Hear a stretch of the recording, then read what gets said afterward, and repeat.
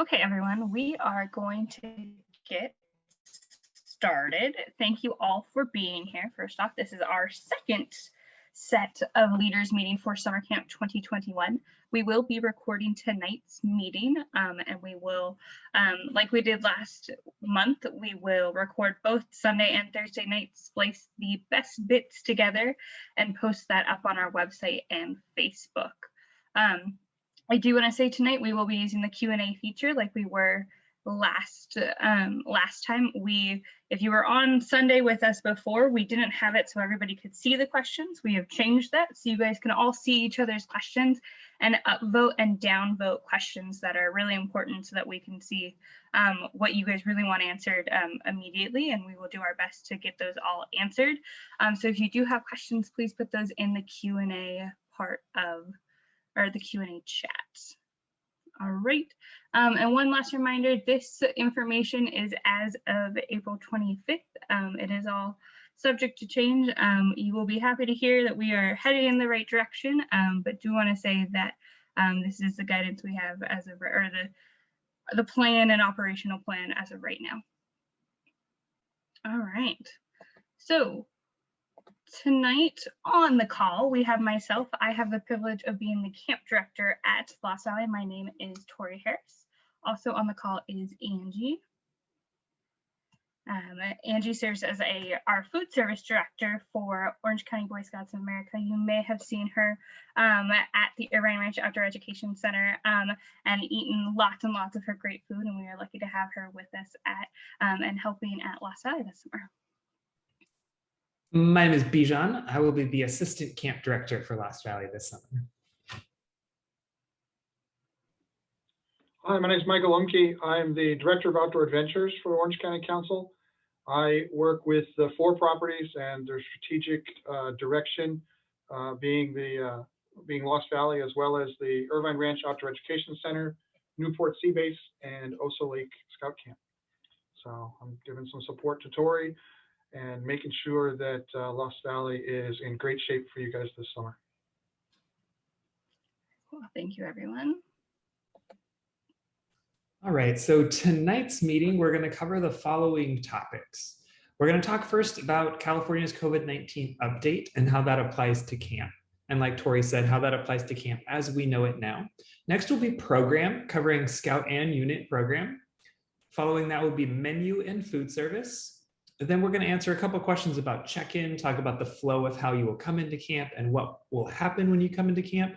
And lastly, we're going to spend some time answering your questions. So if you have any questions about the specific area that we're talking about at the time, if you would put them in the Q&A section, that'll help us address them the best that we can. Please don't ask questions in the chat. They will get really, really lost and we won't be able to reply to them there. So at the bottom of your screen, you should see Q&A and you can ask us questions there. All right, so I get to do the fine print. So California COVID-19 update. This has been a whirlwind of a month since we last met, and so many things have changed and so many things for the better. One of the first things that changed was actually just before our last meetings, but the state was really good at hiding it from us, and that's guidance for youth cohorts. So just in the last week or so, we found out that the guidance for youth cohorts now only applies in the purple tier, which we've been outside of the purple tier for a while and we want to stay that way. And we're on track to go to yellow, at least here in Orange County and probably in San Diego pretty soon. So that's one of those big changes that we'll talk a little bit about.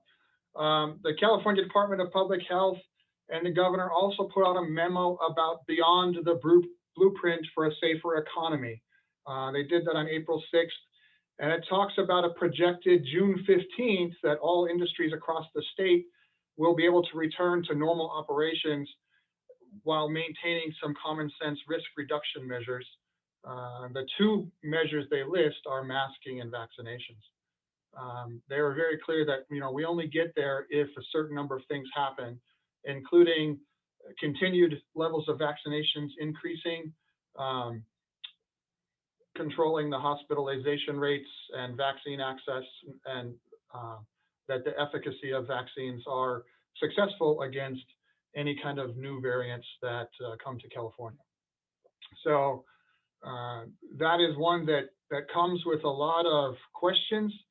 And what does it really look like? Because they kind of threw it out there and they haven't given a lot of information yet about that. The next one that came out was just on Friday, late afternoon. They updated the day camp and other supervised youth activity guidance.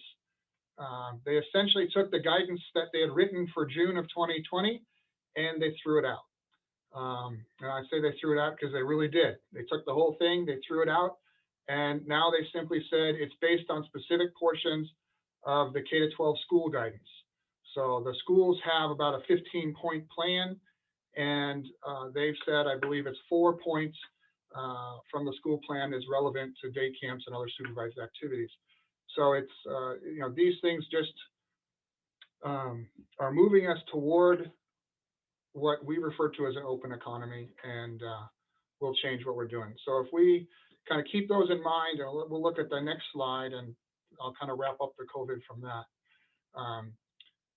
So in the whole COVID world, I just wanted to share this slide. This is something that's been used in a number of different organizations, and then the National Boy Scouts took it and updated it a bit within the Boy Scout world. But they basically use Swiss cheese to explain how the personal responsibility and the camp responsibility, both working in concert, help to protect our scouts and our scouters and our camp staff as well. And you kind of think about it, each of those layers of Swiss cheese has a number of holes in it and is going to let some of those little COVID particles or whatever it is through. And the more slices of Swiss cheese you have, the better chance you have to minimize the effect of it. So some of those things include, personal hygiene, vaccinations. You can see, so there's different things that are on the left, which are more personal related that individuals would be doing, all the way into face coverings and things like that. When you get to the red, it changes to sanitation, disinfection. These are things that the camps will be able to do to help prevent this. Altered food service, indoor versus outdoor. The big thing is, though, with the economy changing and at least in California, COVID becoming under much better control, the question is, how much of this will we have to do this summer? How much of this is due to high levels of COVID, and how much of it is still just common sense? So things like personal hygiene, that probably never goes away. We get to wash our hands for the rest of our lives. If we haven't been doing that already, we should have been. Sanitation, disinfection, cleaning, there's a level of that we have already been doing. The state and the federal government have recently come out and through some studies said we were doing too much during COVID, and it was actually more dangerous to kids because of the different chemicals. And they've reduced that now to focus on using just soap and water and a general routine of cleaning versus these hyper extra 4 times, 5 times a day kind of cleanings. So some of these will stay and some will go as we climb out of this COVID world. So Tori, if you can shift to that next slide. So with all of these changes coming from the state, there are still 2 things that we're waiting for from the state. And it's kind of an either or. I really want to get the first one more than I want to get the second one. So the first one is, what do they mean by common sense risk reduction measures? And the reason I ask that is surveys around the office, common sense is different for everyone.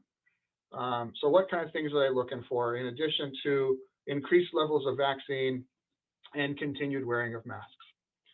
The second one is that the state promised when we met last that at the end of March into early April, they would be producing guidance for overnight sleepaway camps.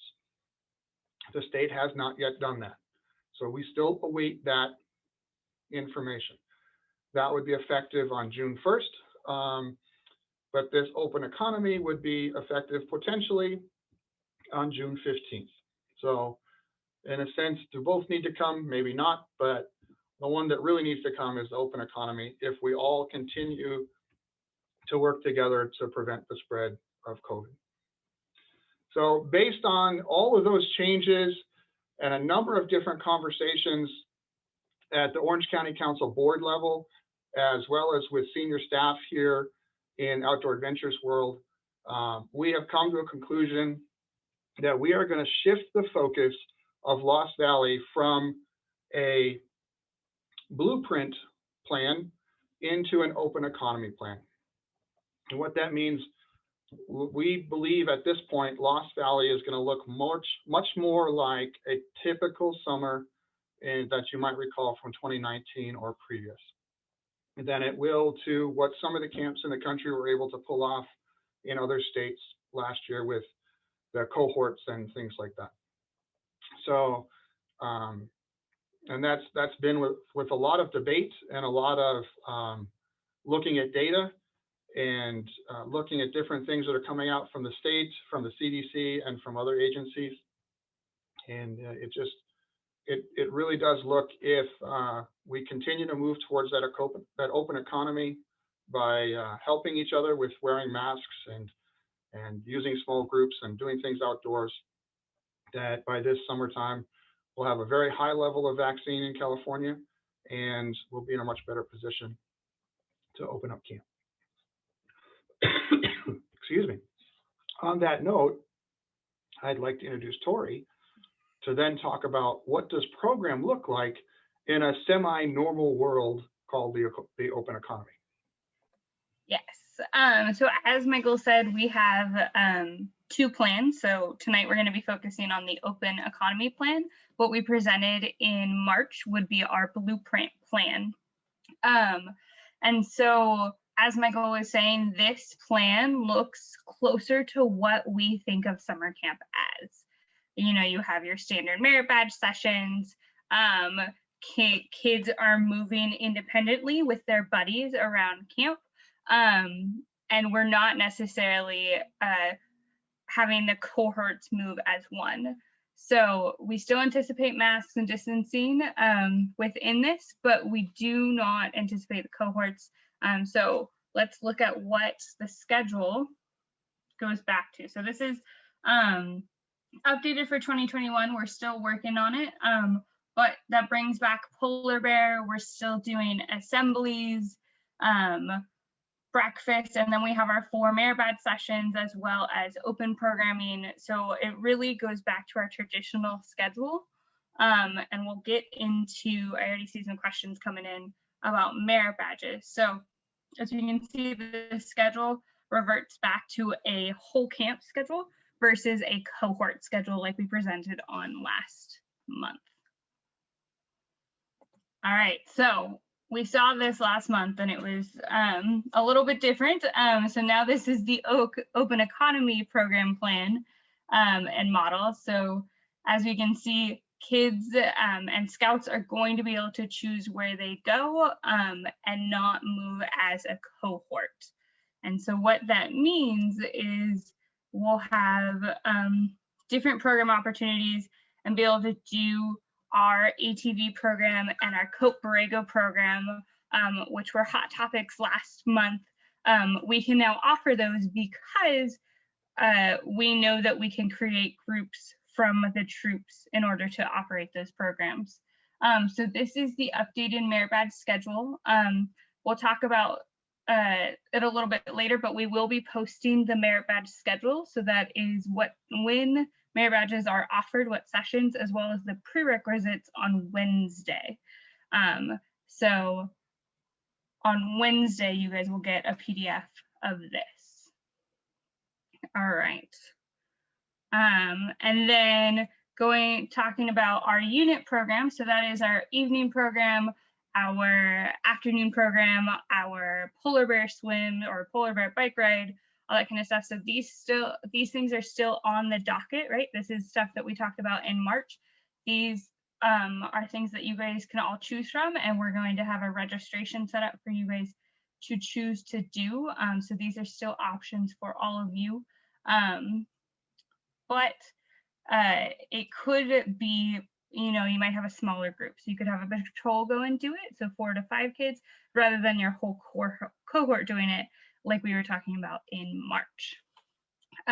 Just a few more notes of talking about program that weren't really a part of that other stuff. Bikes will be allowed in the open economy plan. For adults, we will be doing ILS training. We're working on some other trainings for adults as well, but right now we can say we will be doing ILS training in the open economy plan, as well as we'll be doing polar bear. So we always have our aquatics options. We do a polar bear bike ride, hike, chapel service, and tenderfoot run as well. So those will all be part of the program plan as well. And so now the slide we're all looking forward to. So program registration, so this is your merit badge registration, opens May 22nd. So you guys, we will release the merit badge schedule on April 28th, that is Wednesday. And just have about 3 weeks to start to get your scouts together to figure out where they want to go. And program registrations opens on May 22nd. Campsites. There's obviously still questions about campsites, because what does open economy mean to our campsites? And in some regards, it means nothing, and in other regards, it means a lot. So campsite capacities will be greatly changed in open economy world. As long as we're meeting those statistics that we need to be for an open economy, those will look more like a normal summer, where if it's a 70-person campsite, it might have 70 people in it. If it's 2 smaller units, they might share a mid-size campsite. However, we really struggled with the tents, and this went back and forth for a long time. And the biggest challenges that we have are ones that we are working through, but with the timing, we don't believe we'll be able to get through them fast enough to have camp provided tents to be an option. We are dealing with a massive cleanup, you know, a continued cleanup. This is something we've been doing for a number of years due to beetle damage with the oak trees. Tori and I were both down there about a week ago at Lost Valley and did a tour of all the campsites. And at this point, you know, there might be people asking, why can I camp weekends at Oso Lake but not at Lost Valley? And it is because of this damage from the beetle. There are so many oak trees that we've had to take down, and then the brush with that all has to get cleaned up so we can get it back into a safe state for our scouts and for our scouters. In addition to that, Tori, am I having connection issues? Maybe. Can you hear me still, or? Yes, okay, so I'll keep talking. You just gotta look at my interesting face there in frozen frame. We also have, with the June 1st date being the first time that resident programs could happen within the state of California, that gives us a very limited access for preseason activities at Lost Valley, such as ordeals and things like that. So we don't have the opportunity to get a lot of work days in to get some of these things done. So we're very much dependent on private contractors and our staff to do that. And there's still a fair amount of people that have continued health concerns with sharing the tents. As far as tents, the one question that really does remain open is, and it looks like Dan, you've thrown that question on there for us, Dan Moran, and it's whether larger tents will be able to accommodate multiple people from more than one household. And that's something that we don't have the answer for yet. As we get more information, we'll be able to look at that. But I hope that is something we'll be able to do, because single tents is very challenging for not only for my own unit, but I'm sure for all of yours as well. So we're going to keep working through that, and when we get more information for that, we'll get back to you on the number of folks that can be in a tent. Hello, everyone. So my name is Angie. I'm the service director for the OEC, and we're going to talk about a little bit about food. So as you can see, we're open academy plan, and we're going to be doing everything as cafeteria style. That's the way we're going to be serving. We are going to be serving breakfast bar, and salad bar, they will be available. And obviously access to the kitchen is going to be restricted due to some, safety precautions and by the City of San Diego County Department.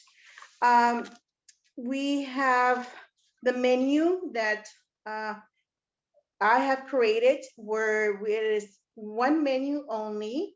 It's a vegetarian menu, it's a gluten-free menu, and it's a vegan. It's all in one.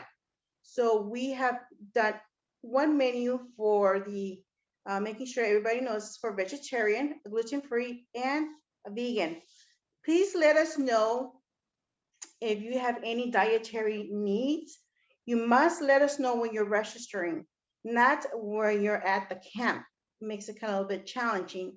Let us know so we are prepared for that special dietary need. With all that said, I have provided recipe for the Wednesday campsite meals for the foil pack. So, you're more than welcome to use it, but if you like to use your own recipe, that's fine. As we can say, food service will provide your meal ingredients, your seasoning, cooking oil, and foil and charcoal for dinner. And as you can see on the slide, you're more than welcome to bring your own ingredients from home too. So, that's what we have for food service for now. And I'll give it back to Tori. That's are the samples for the meal instructions. Well, you guys are more than welcome to use it, but if not, you have your own, that's fine too. All right, I'm going to talk about the check-in plan as of right now. If you've been to camp with us for summer camp before, this will be the same plan. Currently, we are planning to run it the same way. So what that would look like is you and your group will be assigned a check-in window. What that means is we're going to try and stagger check-ins and say troops 1, 2, and 3, please come at 1 o'clock. Troops 4, 5, and 6, please come at 2 o'clock. Troops 7, 8, and 9, please come at 3:30. That's going to help the congestion on the road, as well as the check-in process, the swim check process, and all of those other things. So we'll be reaching out to you. One of the commissioners or admin staff will be reaching out to your unit to give you a check-in window. We ask kindly that you please try and stay within that check-in window. There will be more information about the road and how long it's going to take you to travel as we get a little bit closer to camp. Upon your arrival, you're going to drive up to the gate, the first gate that you come to at camp. You will be welcomed there, and your guide will escort you to your campsite. So they're going to show you exactly where you need to go with your troop. You'll be able to drive your cars into camp, unload your things, and they will also show you where you can park your cars. After you get into camp and all of your things are unloaded, you'll have some time to unpack. You will go over a camp tour. Your troop guide will give you the guidelines of camp, the rules, a couple ins and outs, and then they're also going to take you for swim checks at the pool. Medical rechecks will be done by our staff, and they're going to take place in your campsite. One other note, you can do your swim checks ahead of time. There is a unit swim verification roster available from National. You can find it on the internet all over the place. I'm sure it's on our website. If you print that out, you and your unit can go take your swim checks ahead of time. Please note that there are certain people that are allowed to administer the swim check. So make sure that the person that's administering that is on that list. It cannot just be some person in your troop who says they know how to swim. It has to be somebody with a certification, a lifeguard certification, a BSA swim instructor certification, and a couple others. So they're all listed. If you have questions, you can email them to us and we'll respond. We encourage you to do them ahead of time. That way you don't have to do it when you get to camp. And that's one less thing you have to do on Sunday. If you can't, if you don't, that's okay. We will do them with you and we'll prioritize those that need them done.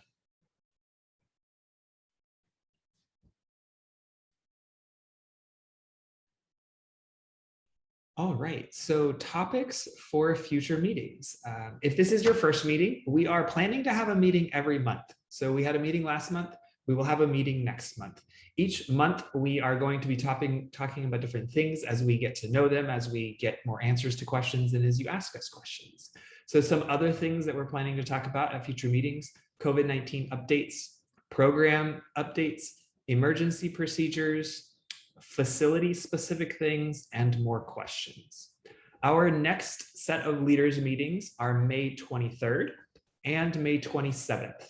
In a future slide, there's going to be a QR code that you can scan to register for them. Those information is also or will also be on our website, so you can register that way. The June meetings the following month are going to be the 20th and 24th. You'll want to write that one down. Those may not be posted yet. This meeting will be for all of your adult leaders as well as your TRIP SPL. We want everyone to come to this meeting. This is going to be the closest meeting we have to camp.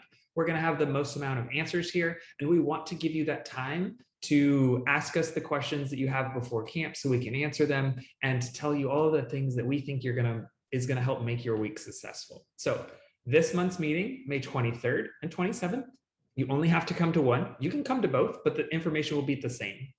The June meetings are the 20th and the 24th. Again, each meeting in June will have the same information. Okay, so we are moving into the Q&A section. We already have some questions in here. And so I'm going to let Michael take the first one, and then we'll keep on going. All right, so I'm guessing the first one is simply because it's at the top of the list, or maybe it's because it's most important to a lot of you. So Kim has a question. Do we need to plan for both the blueprint plan, the cohort model, and the open economy plan for our troop? And it's a fantastic question. And what I would say at this point is, as you know, we've looked at this left, right, upside down, and reverse, and we really believe we're headed to that open economy plan. So from a troop perspective, we strongly encourage you that you work from that perspective, knowing that the council and the camp are still going to plan down two forks of this future, being the open economy model, and we're also going to plan for if we have to regress or we don't get out of the blueprint, you know, we're going to be prepared for that. That's probably the best way to say it, is we just want to be prepared for both models, but currently the leading model is open economy. If at some point in the future we need to switch because the numbers don't look good, or you know, we get indications from the state that we're going to open up not June 15th, but August 15th, or however, we'll let you know as soon as we hear that from the state. But based on everything we've seen for the past month, we are looking at open economy. So. Great. So I have a couple program questions I want to answer. We have a specific question on personal management and citizenship in the community. Those two merit badges have a lot of prerequisites. And so we made the decision to not offer those if you, just because we wanted to prioritize the merit badges that we could fulfill in camp and that didn't have a whole lot of prerequisites. So you weren't doing most or a large part of the merit badge before you came to camp with that. And then Wendy asked for food allergies. How far ahead do you need to know? So our registration system has a automatic something within it. On June 1st, it'll automatically ask each participant that is registered in there to put in any food allergies. So that question will come up in the registration system. So like how you guys had to put in your names, that question will come up as well. And I answered a question earlier. Is there an age limit for ATVs? Yes, the age limit is 14. We will have this meeting recorded, and we will be posting it after our Thursday meeting after we have spliced them together. Okay. Tori, can you pull up the menu, and Yep. I'll talk about Wednesday. You look at the menu, and then we'll look at the sample as well. So the theory that we're going to look at for Wednesday is the idea is we want to provide units and opportunity for your youth to have that need advancement criteria, for example, for cooking meals. a lot of units have not had that opportunity for the last year to get out and do some camping and get their units, those cooking requirements they need. So we thought this would be an opportunity to help you with that. So we'll be providing all the food and the materials you need, but the units would provide the, the cooking equipment. But we're also trying to make it so that it's a little easier. For example, the dinner you could do in a foil pack, and we'll provide charcoal for that. So very little cleanup necessary. The lunch is just, it's a turkey sandwich with chips. So it's meant to be a quick return to the campsite.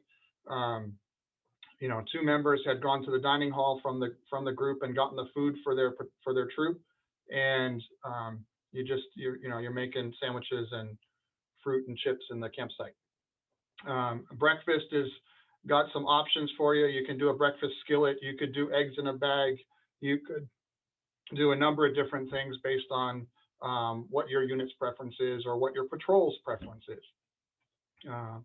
And then what we did provide is, and you'll see posted on the website, Tori, if you scroll 2 pages down in the slide deck, there's a number of, sorry, maybe it's 3. Yep. So there's a number of sample meals. So for each, the breakfast and the dinner, we gave 2 different options that the scouts could use to create that meal. And these are options, they're not mandatory. If you've got an advanced patrol and they want to do something a little fancier or a little simpler, they're welcome to do that. And then, if the adults, whichever way you guys go within your unit, whether some of you eat with the kids or whether you guys eat as an adult patrol, that's up for you guys to work through. So that's kind of what Wednesday meals will look like. Okay, so question on the Borrego program. So the Borrego program is a half-day program, and sometimes it extends into the evening. This is a choose your own adventure program. So the staff work with the youth that come into the program. After doing the first day of initiative games and getting to know them, then they really set their schedule, and we have guidance and guidelines of what we would like them to do and options for them to do. But often this is the group of older scouts that are going to make sure they go on Cathedral Rock, which is our natural rock face. They're going to do high ropes at the end of the week. They go on a longer hike. We've had some go out on the outskirts of camp and do some backpacking around camp. They go horseback riding. They've done black powder shooting. So we give them a variety of options, kind of like the unit program or the evening program. And it's a build and choose your own adventure, as well as making sure they get some of the components in camp of, doing swimming, shooting sports, and all that kind of stuff, as well as we have an opportunity for them to help lead some of the younger scouts and work with some of the younger scouts in our Trailer First class program. We do a shared aquatics program with them, just so that the younger scouts can see what the older scouts get to do, as well as they all get to hang out together. And so on the website, there should be a write-up on it. If not, then I'll talk to Nikki. I think it may have been taken down when we were in the blueprint planning, but I'll make sure it goes back up for Borrego. Okay, there's a couple of questions on the blueprint versus the open economy. The one, if we're going to open economy, do we still need the additional adults like we would for the cohort model? Or can we go with the minimum or what is appropriate for our unit based on the number of kids? And the answer is, within the open economy, yes, you'll be able to return to a more normal level of adults, whatever that means for your unit. So I know my unit personally, they tend to bring a lot of adults. Everybody just likes to take vacation, I guess. But other units, the absolute minimum for your unit will be 2 registered adult leaders. If there's a female youth participant in that unit, then 1 registered adult female leader will be required. Beyond that, leaders are recommended based on the needs of your troop and the scouts that you have. Each unit is a little different, and each scout at the same time is a little different. So you'll have a lot more flexibility in that regard. The other question about open economy is, do you think, or when do you think we'll have a decision about open economy by the next meeting? And where we're at right now is based on everything we've seen from the state, they are pointing all signs to an open economy on June 15th. And now that's only been since April 6th, but that's, you know, a couple weeks have passed, and they continue to talk about that target date. You know, our COVID response committee for the council and a number of other individuals have been looking at different things. And as long as those statistics of low hospitalizations and low case counts and increasing vaccinations continues, the belief is that the state was going to do what they're saying, and they're going to open up our economy and give us a lot more flexibility. The council itself is planning to open, you know, to run an open economy program. The only way we'd be forced back into a blueprint is if the state does say we're not leaving the blueprint, or we have to go back into the blueprint after having opened.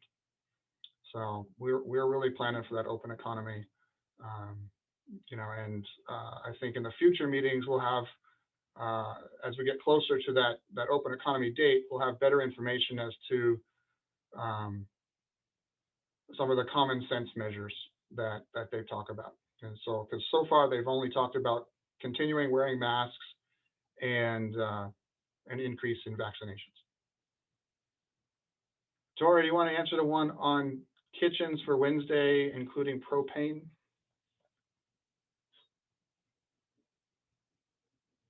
You're on mute. Sorry.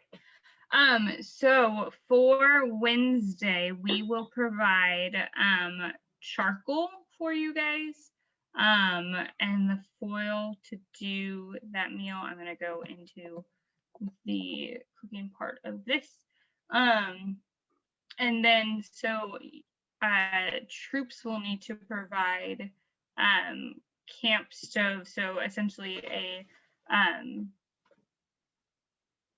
patrol box with the other supplies to do breakfast. So we'll do everything for lunch and dinner, and troops will need to provide supplies for breakfast. All right, so there's a couple questions on COVID. The first one is, will scouts be able to share tents and with other scouts under the common sense guidelines, or will it be limited to single household? I believe at this point the single household is going to go away no later than the June 15th guidance, when, you know, or whenever the state opens. And the council may actually amend those single person tents before then. But at this point right now, with an open economy, we would be able to share tents. With the lights going off in my office every 5 minutes, I don't know what to do. So that's the tenting. The other COVID one, will scouts be required to wear masks when they are outdoors and 3 feet apart? So that is one that we are being challenged with right now, especially since a couple days ago, the CDC put out a message about vaccinated persons not having to wear masks outside except for in very large events. We will be reviewing that at our COVID committee tomorrow morning and seeing how we want to interpret that.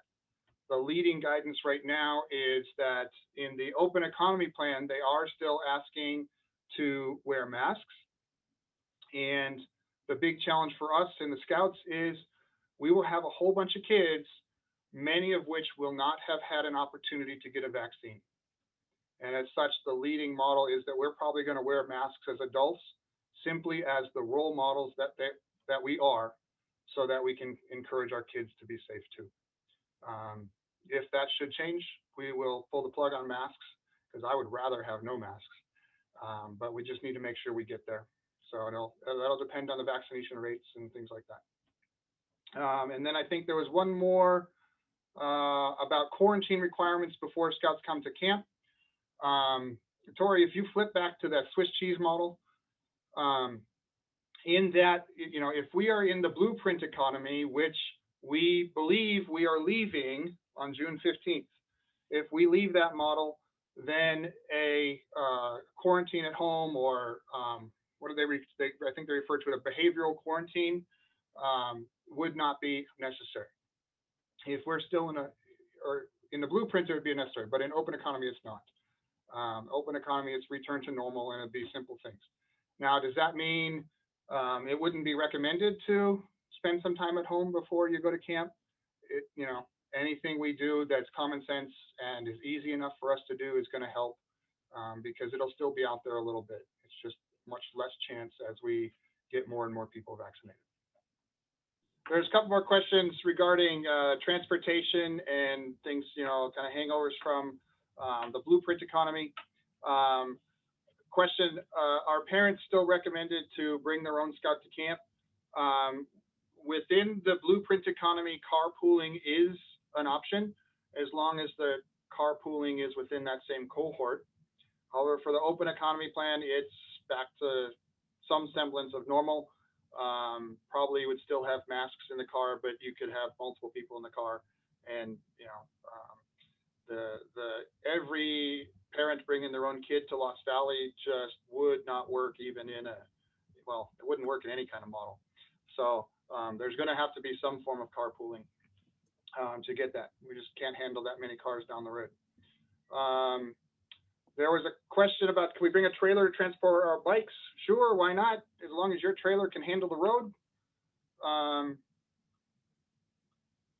Then I saw another one on COVID. Will vaccines be required for those that are eligible to get them?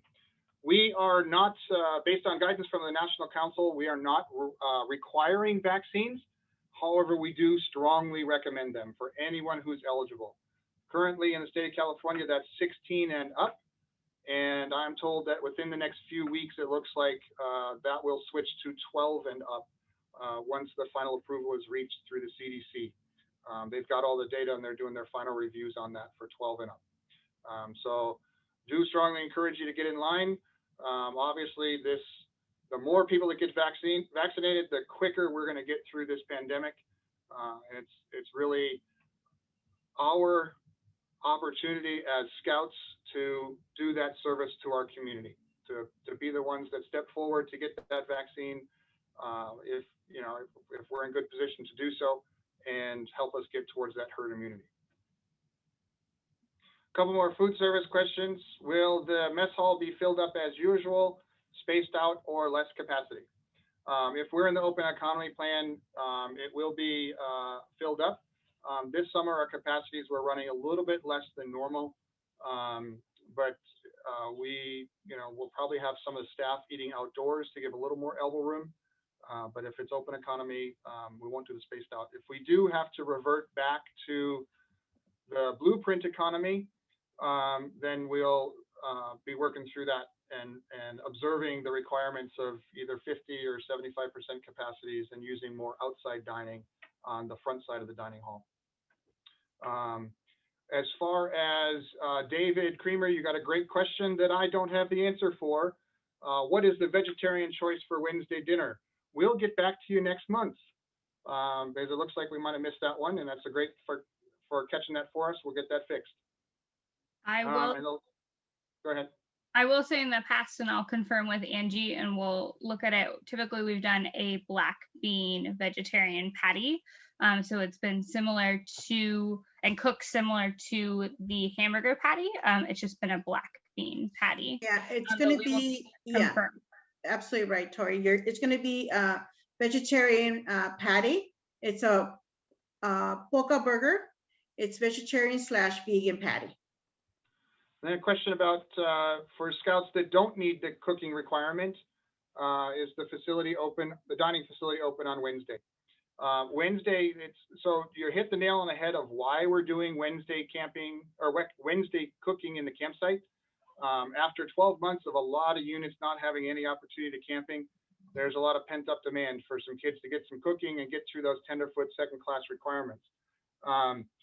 It's also an opportunity for us to give our kitchen staff a day off. They work all week, And they're even serving meals when there's no campers, because we still have camp staff. So we just need to figure out a way to do that. And that's, I think, a win-win, where the kids have an opportunity for some program, and those more skilled scouts can do something more creative and, you know, bring some stuff from home and spice it up a bit. Great. I'm going to hit 2 questions. ATVs. Yes, we will be doing ATVs as well. For ATVs, it is a 14 years of age minimum. So you do have to be 14 to participate in ATVs, as well as the pistol marksmanship program, which we will be offering as well. So ATVs we will be offering, as well as pistol. I'm going to go back to the program page. ATVs, and then pistol down here. So we will be doing those, but they will be 14 years of age or older. We have a question from Casey on check-in. Will troops be able to drive into their campsites and drop off gear? So you guys will be able to drive along campsites. We ask that you guys don't drive into the campsites, but park alongside the road and drop off all your gear, yes. And then once all your gear is unloaded, we will ask the drivers and adults to go park in the parking lot so that we can get just the cars out of the campsite and off the road as well. But yes, you guys will be allowed to do it. You guys do not have to carry it all in. Okay. Question on, will troops pick their own campsite as in past years, or will be assigned a campsite based on how many we have in attendance? So for that, we do have some troops that have their campsite that they know and love. When you get that call from your commissioner or the admin staff, go ahead and tell them what campsite you want them in or want to be in, and we will do our best to put you guys in that campsite. I know I have already talked to a couple of troops that have, you know, a campsite that they know and love, and we will do our best to make sure you guys get in there. Okay, a couple other questions on health and safety. Do adults include their COVID vaccination record in the health forms? I would say absolutely. If you've got the vaccine, go ahead and put that on there just like you would your tetanus shot or anything else. Another question on what is a medical recheck? So medical recheck changes depending on if we're in the blueprint economy or the open economy. In an open economy, it's the same thing we do every year. So you come into camp, we're going to check, make sure everybody's healthy, ask any questions about people who've been sick lately. If there's somebody who raises their hand that might have been sick, we pull them to the side and just make sure that they're good to stay in camp and not going to infect us all with some kind of crazy disease. Just making sure, you know, health forms are filled out and are ready, so we have those in the case that we do need them. If it's in COVID, then, you know, that'd be an upgraded med check, and it would include temperature scans and the questionnaires about your exposure potential to COVID-19. We have a couple questions about adding scouts. Yes, you may add scouts. To do so, you will have to contact Nikki Varela, who I'm going to put in the chat, her email in the chat right now, to increase the number of scouts if you would like to, for our system. We are, for 3 of our weeks, we are not adding any new troops, but if it's additions to current troops, we're within the margin that we can still add some right now. So if you do have numbers to add, go ahead and email Nikki Varela. A couple more questions on, they all just changed order because she moved a few. Can we choose to have single person tents even if we do have multiples per tent? That's up to you and the rest of your campsite. You know, as an adult leader, I would not be surprised that most adults are going to, you know, have their own tent. The kids, we would encourage, if we're in the open economy, to buddy up and get to know some friends. But as long as there's space in that campsite, you can utilize that best that you see fit. Will there be a will there be a requirement that adults who choose not to get the vaccine need to wear a mask around the kids? And the masking one is something where we're going to be working through based on this new guidance. But if the adult has no vaccination, then they're still wearing masks in both the open economy and the blueprint economy. In the open economy, they still require masks, and the adults that don't need them because of vaccinations will likely still wear them as role models for those scouts, so that we're not treating them differently than we are just because they're not eligible yet for the vaccine. Another question about when do you think you'll know the answer when we can have more than 16 scouts and adults? We're going with that model of open blueprint right now. So everything we shared last month is based on the blueprint economy. Even in the new blueprint economy, because we've moved into orange, the cohort modeling is going away and it's changed to small groups is the definition. The council COVID committee is meeting tomorrow to make a final determination of what the new definition of a small group is. Clearly, the state has said a small group of 14 is too small. So we got to figure out what's larger, but not too large. So we'll have more on that later. And that's only if we're in the blueprint. If we're in the open economy, if your troop has 50 kids, put 50 kids in a campsite and they fit, you're good. So go ahead and register the folks you need to. If you had 3 cohorts with 14 kids each and 2 adults each, and you really had to twist somebody's arm to get that 6th adult, and you really don't need the 6th adult if you're in that open economy, we can work with you and cut one off your roster so that you just need the 5 adults. So the standard is 2 adults for each unit in open economy, and then sufficient adults that the unit leadership is comfortable managing the number of kids. Okay, so we have a question from Josh. So can we get ice for food that we bring for Wednesday? I was just messaging with Justin, our ranger. Yes, we will be doing that out of the trading post to get ice out to units as they need it. They can come pick it up from the trading post. Darren Gray has a question that's near and dear to my heart because I get to review this guidance all the time for the council. How often will the economy guidelines be reviewed? For example, June 15th, maybe mid-July too.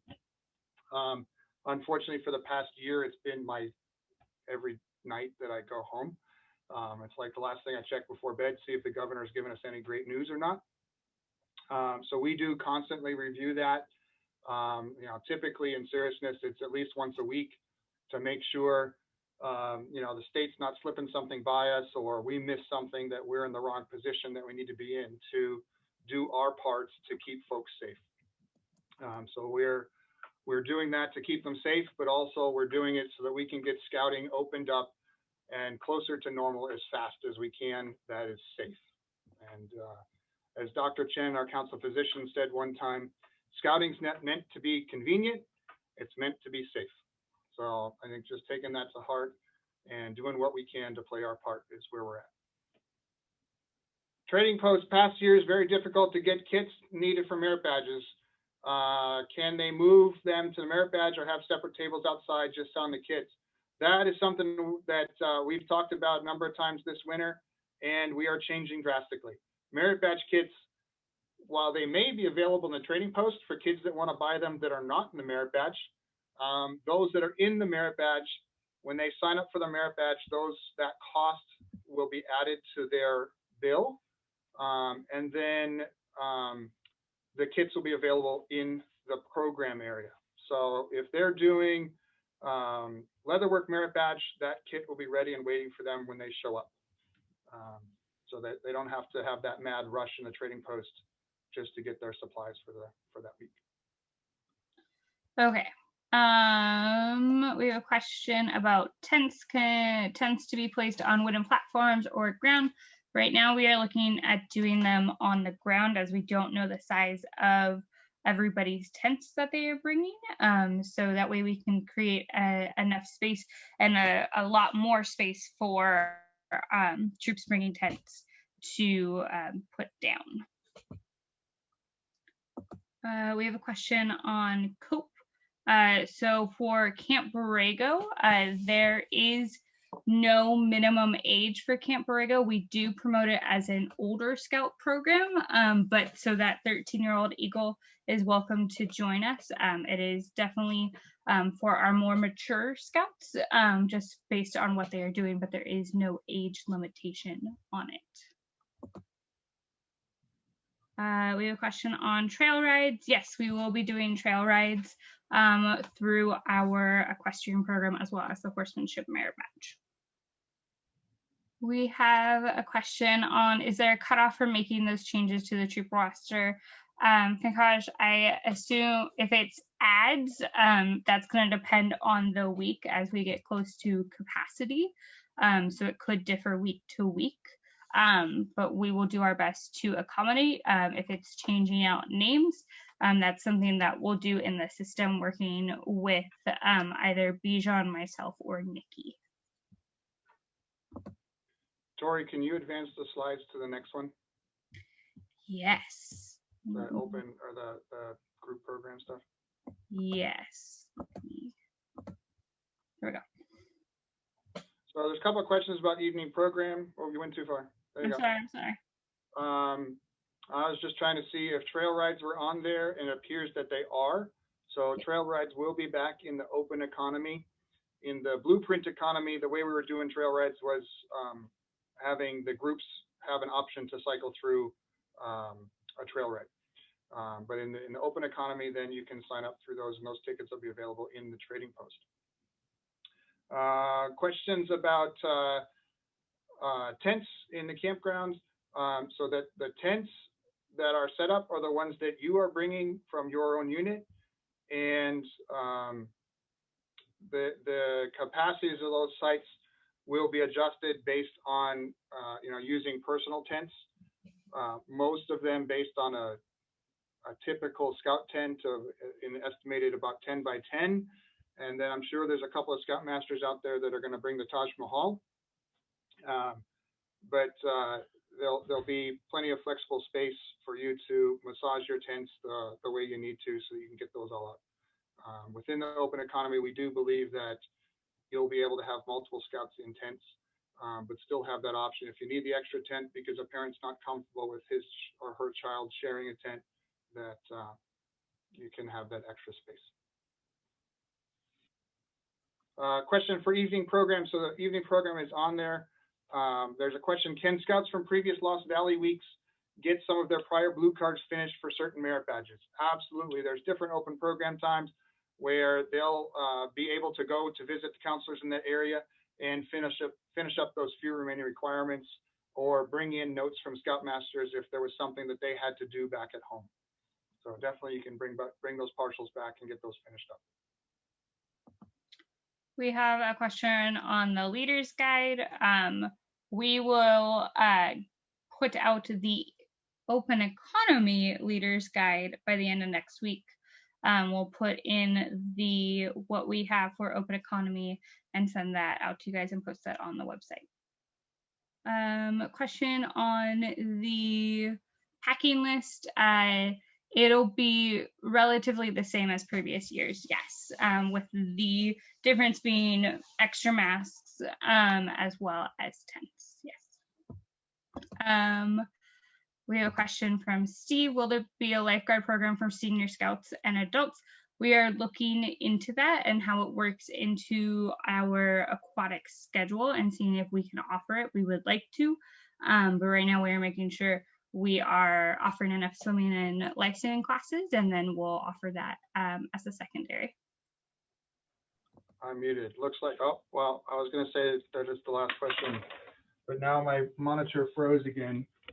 Are there laundry facilities for adult leaders at camp? And unfortunately, I don't believe there are. Is that correct, Tori? Yes, that is correct. So it looks, Tori, like that's all the questions. We definitely appreciate everybody tuning in tonight. And I think that hopefully, unfortunately, we can't see your enthusiasm right now, but I hope that it is the same as ours. Personally, I am so excited to see that my daughter gets to go back to Lost Valley. She was there 2 summers ago in 2019 and just had the time of her life there, doing horsemanship and climbing and a number of other things. And that's what we're really doing everything we can to get back to, is that your scouts can have that mountaintop experience. So, Tori, you want to wrap up if there's nothing else? Yeah, so I put the QR code back up. We will see you guys next time, May 23rd and May 27th. Just a reminder, June 20th and 24th, that is our SPL and leaders meeting for summer camp. We just want to start getting the SPLs involved. We will have meetings during the summer with them. And so we think it'll be a great opportunity to bring them in, and if they have questions, have them start asking them as well. So we will see you next time. If not on Thursday, then on May 23rd for our next meeting. Thank you guys so much, and we'll talk to you soon.